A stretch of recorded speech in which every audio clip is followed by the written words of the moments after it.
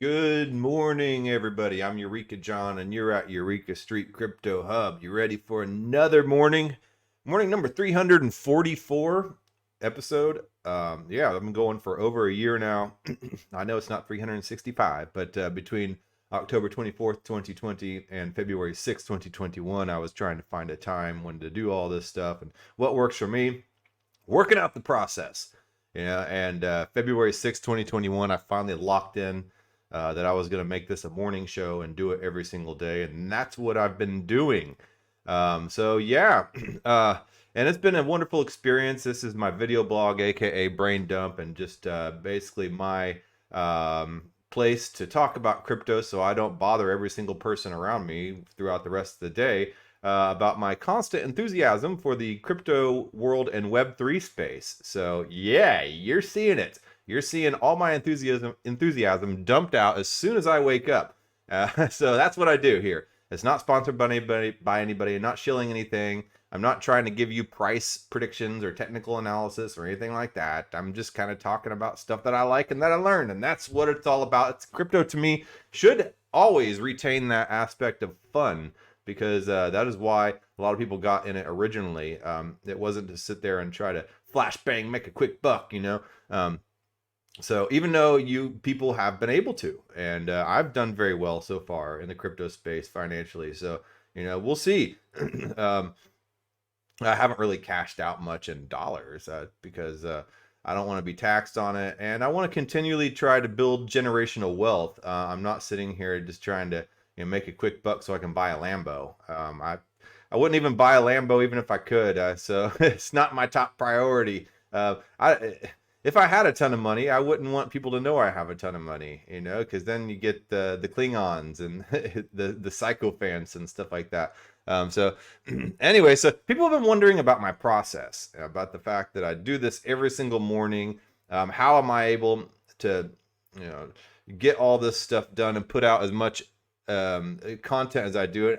I'll admit, like a lot of my content is, it's not the top quality content you might see out of somebody with an entire team of producers and content creators and writers and analysts and researchers and stuff like that. You have guys like BitBoy and Coin Bureau and stuff like that. I mean, they have entire teams behind everything they do. This is just me. Yeah, it's just little old me creating all the intros. I created the music for the intros. I've got this whole Windows set up. So basically, I wake up in the morning around 4:30 or 4:45 every single morning, and I roll out of bed. I take a shower and kind of freshen myself up, floss my teeth in the shower, because it kind of helps me extend my shower time if I have stuff to do in there. And then come downstairs, grab my kombucha, my apple, and my banana. And sometimes I might make this little pre-workout type of energy drink that YouTube creators seem to drink so much. And then if I have extra time, I'll make a smoothie before or after. And then I'll come in here, I'll turn on my ring light. I will fire up my OBS. It's Open Broadcasting System or something like that. OBS software. Open Broadcast Software is what it stands for. And if you just do a search on the search engine for it, you'll find it. It's free.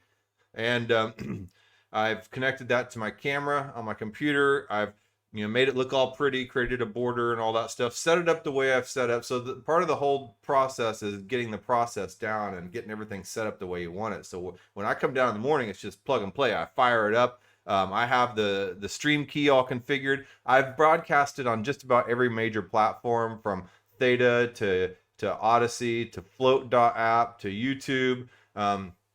I've tried to stay clear of YouTube, but you know what? YouTube right now is the one that is saving me the most time. So, I'm getting the most audience interaction out of YouTube. So, I'm sticking with YouTube for right now. I know, but I only have 862 subscribers. I'm not monetizing anything. Trying to grow my audience, but anyway, so yeah, I have the stream key connected to YouTube. I fire it up. I start the introduction. I do the show. I record the show. It takes me 30 minutes if it's a 30-minute show, sometimes longer. And then when I'm done, I don't use the YouTube editor. I save a recording in MP4 format to my computer, and I have an entire external hard drive just filled with episodes. I upload the episode to YouTube, and because it's trimmed exactly where I want it, where I press start and stop, because the YouTube editor, I don't like that one. And then from there, I create, I write a little blurb about it, create a title, and then I upload it to YouTube, and then it gets uploaded to Twitter, and I do a tweet about it, and I put that out. And then at the same time, I'm uploading it to Odyssey and then to BitChute, and I do the same thing. I copy and paste the same description with all my sources in it to the Odyssey and BitChute descriptions. And then after I'm done with that, I will take the MP4 file, the video file from OBS, and I will open up Audacity. And Audacity is also an open source sound editor, a DAW, digital asset workstation, or digital audio workstation. And so I'll import the MP4 to Audacity, and even though it has video, it doesn't show up. It just shows up as the sound waves. So that way I can strip the audio out. I run a noise reduction tool on that to get rid of any background noise, and then I normalize it, and then I export that as a wave, and I export that out, and I put it in the same folder, and then I open up my PreSonus Studio One software, which is paid sound editing DAW software, DAW, and then I import that wave file into there, because the PreSonus doesn't take the MP4 file, but Audacity does. So I have to export it out of Audacity as a wave file. So I import that wave file to PreSonus Studio One, and then from there I can run some mixing effects and kind of EQ it out, make it sound all radio quality and stuff like that.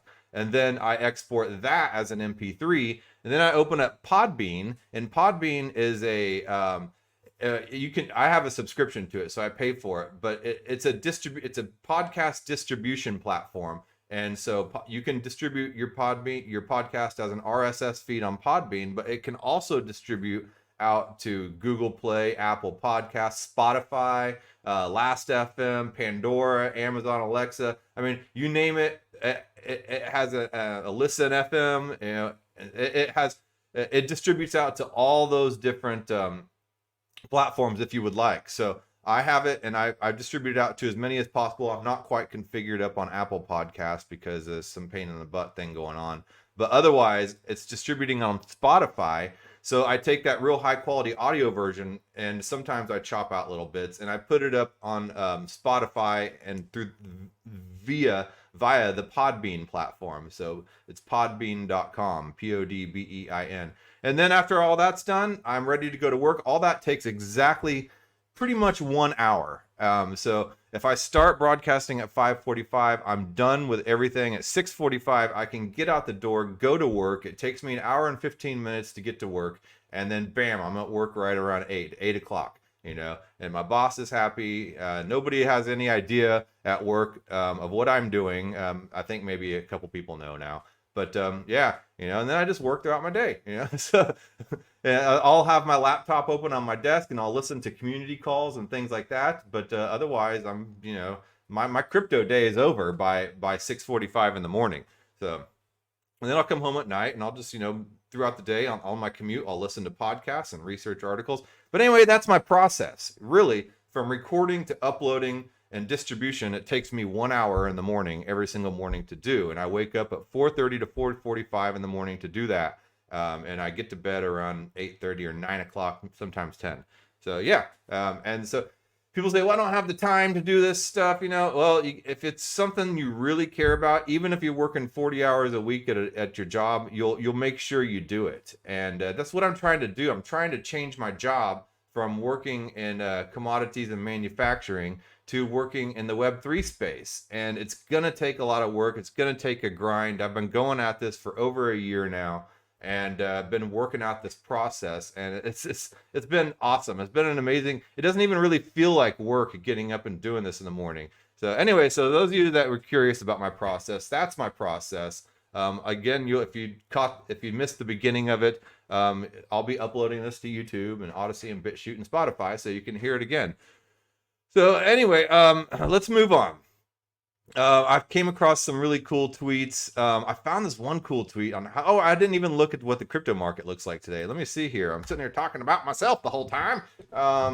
So let's see. Bitcoin is $57,041.42. Ethereum is $4,601.17. Binance Coin 624.68. Tether's $1. Wow! Oh my God! What a surprise! It's a stable coin. Solana 237.68. Cardano $1.67. XRP 97 cents. USD is another stable coin, dollar. Polkadot 36.36. The Doge still lingering in there at number 10. The Doge and Sheeps. Sheeps got knocked down by Terra and Avalanche. That's awesome. That is really good news. I'm glad to see the meme coins kind of get kicked out of the doghouse for a little, or get put in the doghouse, get kicked out of the big house. And then let's see, crypto.com is at 69, man. Nice. Polygon 232. All right, man. The Chainlink's just been kind of sitting around like a stable coin around the $25, $26 mark. So that's kind of what Chainlink does. It kind of lingers at one spot, and then it'll just like shoot up dramatically, and then it'll settle down about halfway in between that, and then it'll just sit at one spot for a long time again. I've been into Chainlink for a couple years now, so yeah, hopefully all that stuff keeps going up in the long term, and I think it will. So okay, anyway, let's get over here to these bookmarks. So there's a lot of scammers in the crypto world right now, and what happens when the scammers get scammed? There's a way you can do that, and let me see here. I'm gonna read about that here. Okay. All right. So let me. Okay, so let me find this here. Not Ross. I'll read with Ross Ulbricht here. Okay, this is a concept idea. Rug DAO, and this is responding. Okay, so here we go. All right.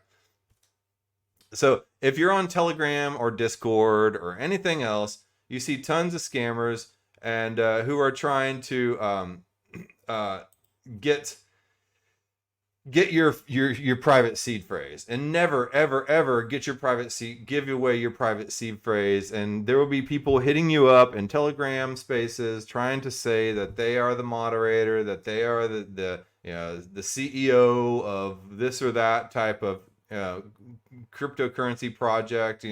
I've been in Zilliqa Telegram and have people tell me that they were the moderator, that they were what's his name, the guy's name escapes me right now, who is the founder of Zilliqa. And they're good sometimes. I mean, but a lot of times you can easily figure out who they are.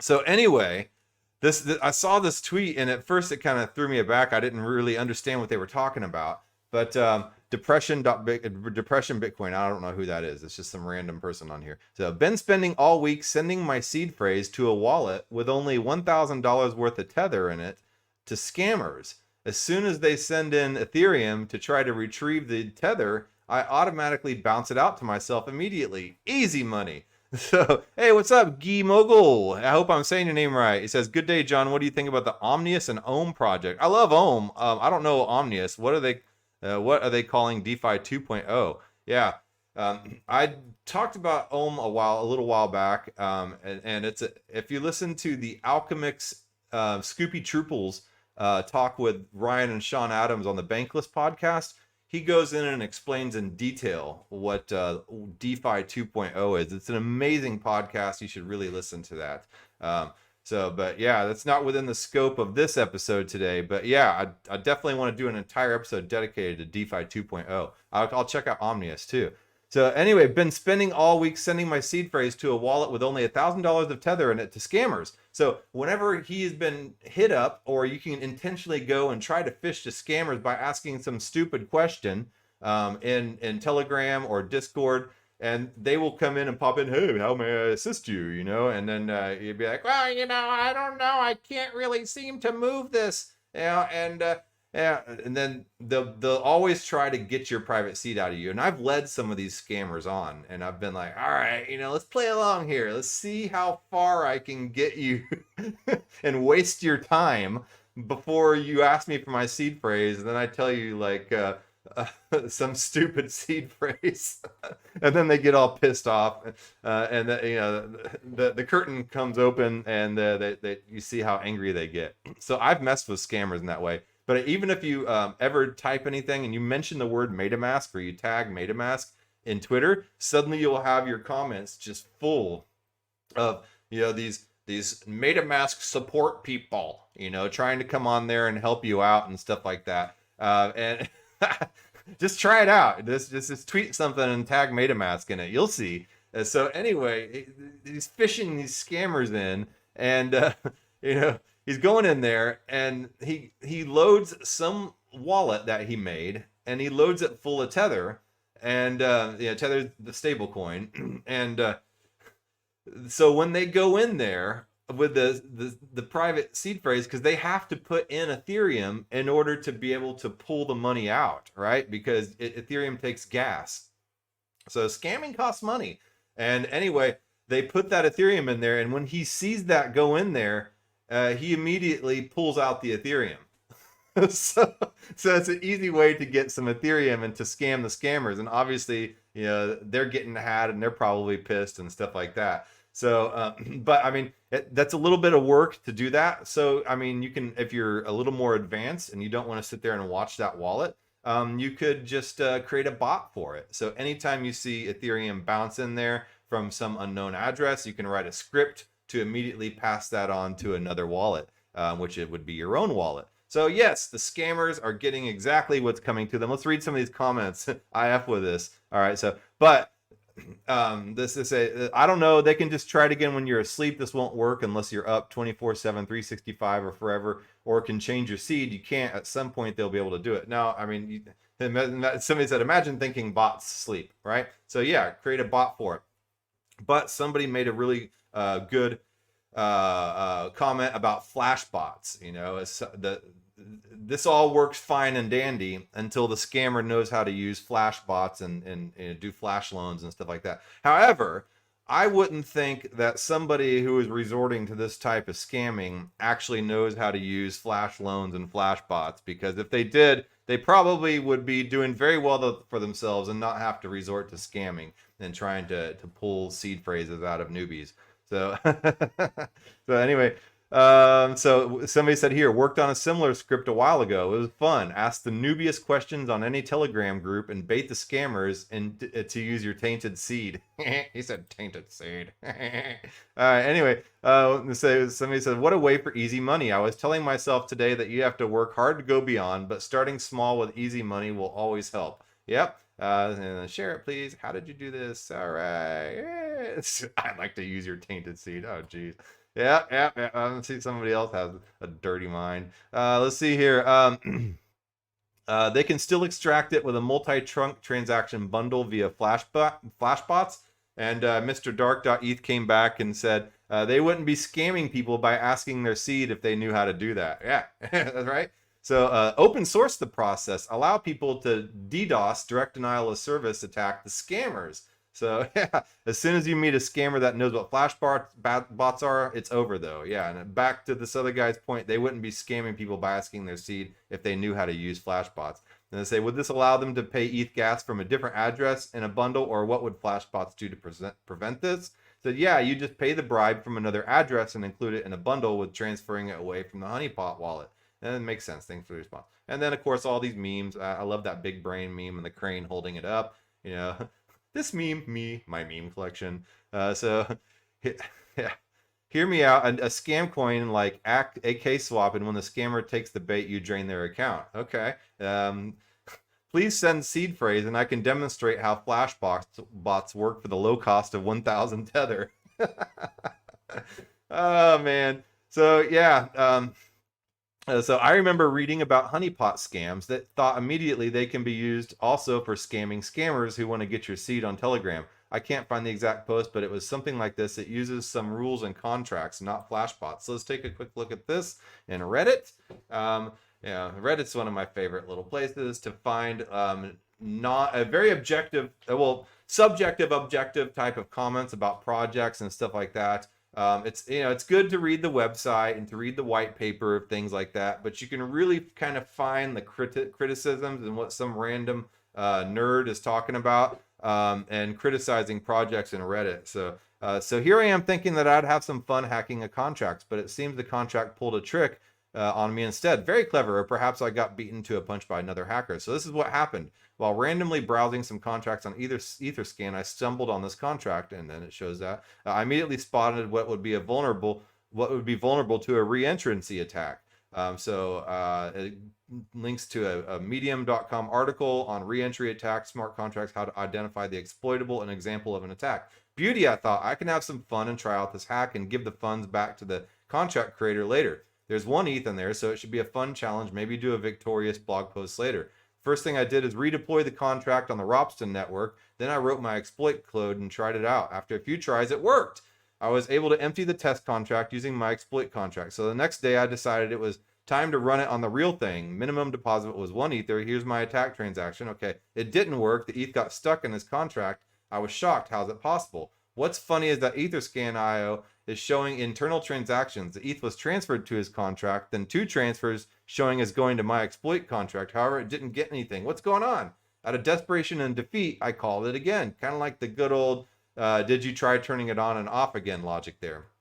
And he shows the contract. Also didn't work. Shucks. By that time, I went back to the drawing board to see if I had a bug with my exploit contract. However, it worked fine on the test net. Not sure what the problem was. About 20 minutes later, I noticed my victim got drained. It was done by this transaction, and he showed it. I'm quite baffled by that transaction. Did another hacker beat me to the punch? What did he do different to me?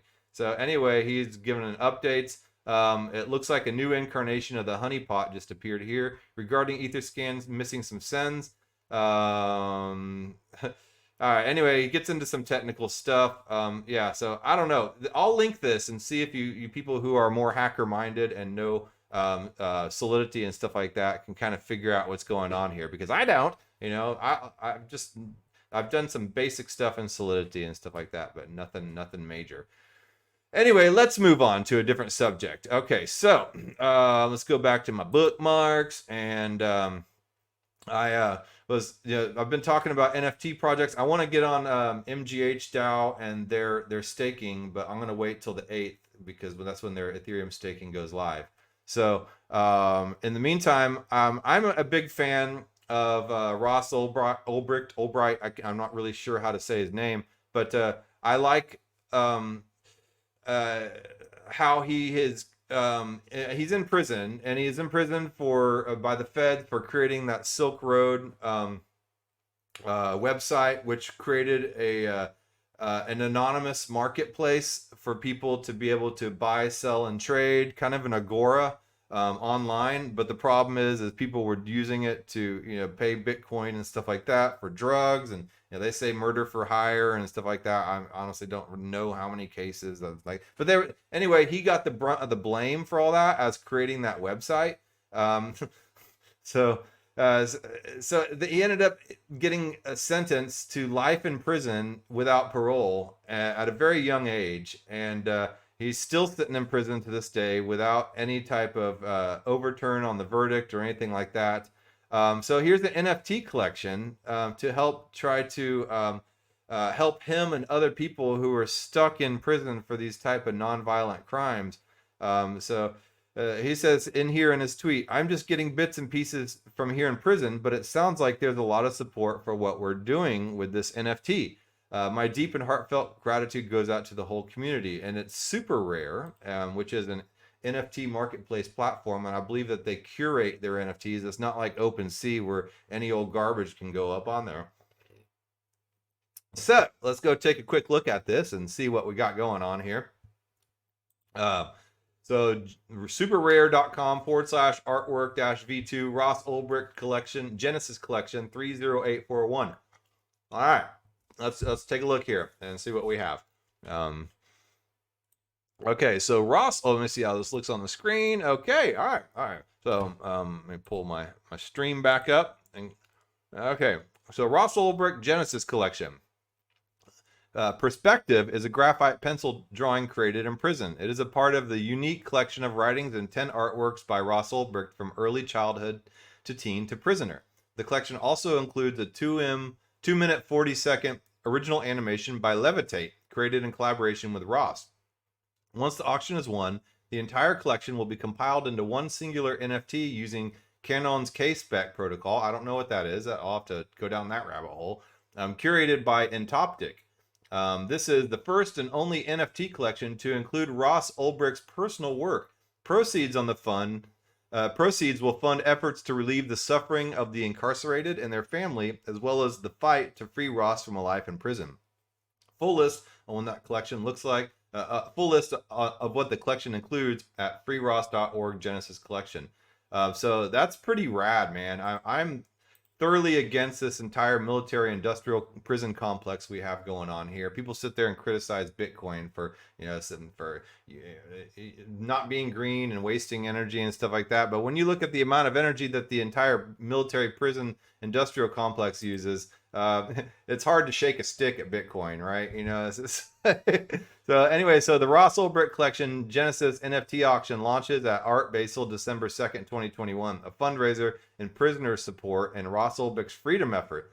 So December 2nd to 8th on the Superare platform, the Ross Ulbricht Genesis Collection NFT is a unique collection of writings and 10 artworks by Ross Ulbricht from early child to teen to prisoner. It also includes original animation by Levitate, voiceover by Ross, inspired by Ross's experience in prison. The auction was kicked off by Art Basel Miami through the Superare platform curated by Entoptic, and this is the first and only NFT to include Ross Ulbricht's personal work. Where we are on time. Okay. Link to the auction on Superare here. So there's a quote by him. Decades of incarceration stretch out in front of me. I mean, as of right now, he's not seeing an end in sight to his prison term, and it's got to seem pretty hopeless at times. And I read his tweets whenever he is allowed to tweet.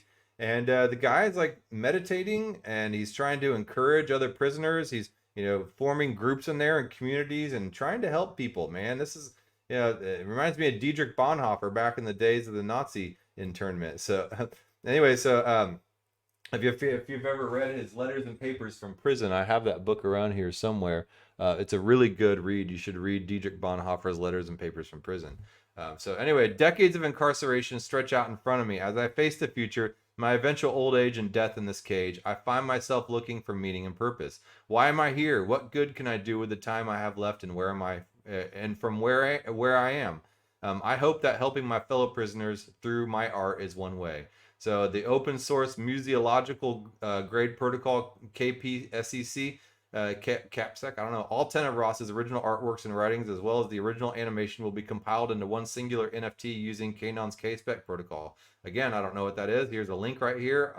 So the process will be directly facilitated by the Canon team. KS-Spec allows for the Ross Ulbricht Collection NFT to be delivered in full quality and allows on-chain capabilities for the winner of the auction that were previously impossible before K-Spec integration. Right on.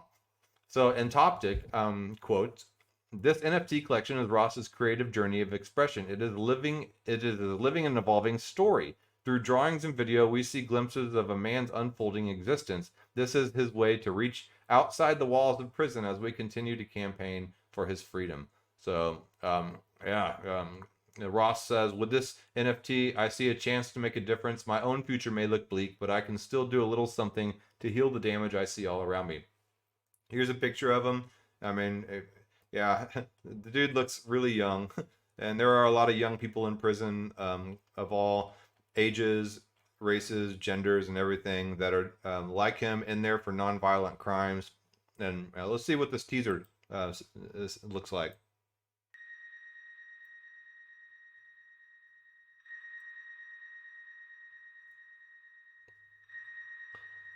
Why am I here? What can I do with the time I have left? I hope that helping my fellow prisoners through my art is one way. And if you're listening, it shows a bleak prison hallway and a prison cell. All the paint on the wall has been hit and scratched. Coming December 2nd, 2021. It shows the inside of a prison. People in there in collaboration with Levitate. Superare, freeross.org, and Ross Ulbricht. Until we meet again.